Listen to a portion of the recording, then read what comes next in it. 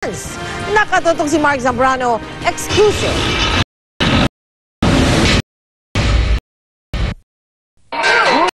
Very good. Eksklusibo na ako ng GMA News ang send-off dinner sa huling gabi ni Pambansang Kamao Manny Pacquiao dito sa Baguio City. Bukod sa pagtanggap ng mga regalo, nakasayaw si Pacman at Team Pacquiao sa isang tradisyonal na Kalinga tribal dance, kung saan binigyan rin ng blessing ng mga tribal elder ng kampiyon para sa nalalapit niyang laban kontra Sugar Shane, mostly sa May 8. Kinatuwa ni Pacquiao kakaibang alay sa kanya ng mga katutubo. Masaya dahil siyempre karangalan natin na magkano sila ng ritual para sa akin at masaya naman. Kaninang umaga muling sumabak sa roadwork training si Pacman.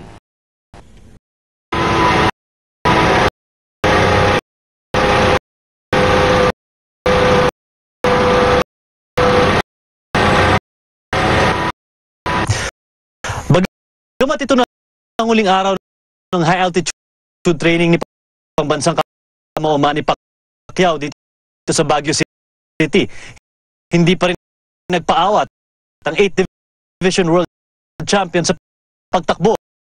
Sa katunayan, pagkatapos takbuhin ng kabuuan nitong Santa Lucia Village, nakuha pa niyang tumakbo palabas ng main road.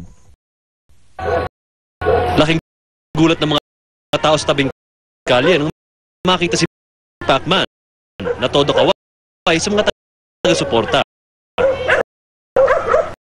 Nang huminto, bigla na lang itong sumakay sa sasakyan ng GMA News at nagpahatid sa hotel. Tinapay ko lahat ang alay para resistensya ba? Sarap.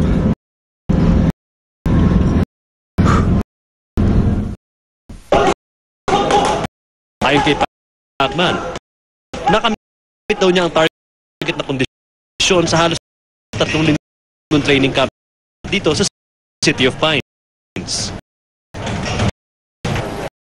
Nagparating rin ito ng pakikiramay sa mga pamilya ng mga Pilipinong binitay sa China. Kiramay ako sa pamilya nila ng una.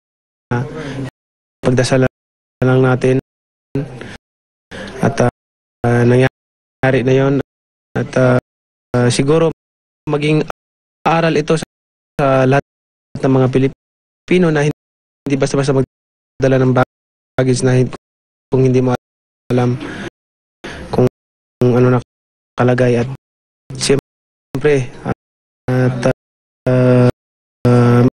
mag-ingat sa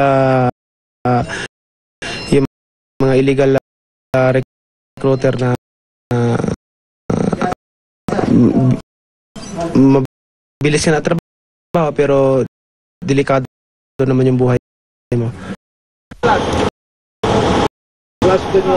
Bukas ng alas 10 ng gabi, lilipad ng buong Team Pacquiao patungong Los Angeles, California para ituloy ang training sa Wildcard Gym ni Coach Freddy Roach. Mark Zambrano, nakatutok, 24 oras.